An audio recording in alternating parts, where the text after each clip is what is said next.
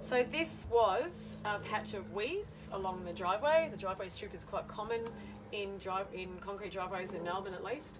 And so again, we took all this out. I knew that it didn't have a lot of pollution because the last 20 or more years, the man who lived here didn't drive his car up the driveway. So there was no issue with that, even maybe 30 years. Really, no one had had a car up this driveway for years. So that is an important point to check with urban soils. And you can get a very cheap heavy metal contaminant soil test done through Macquarie University through their Veggie Safe program. So go look that up on their website. So here we've put in silver beet.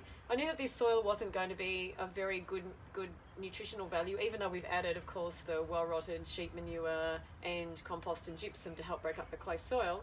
But I knew this soil was going to be tougher. So silver beet was a good choice because they cope with harsher conditions.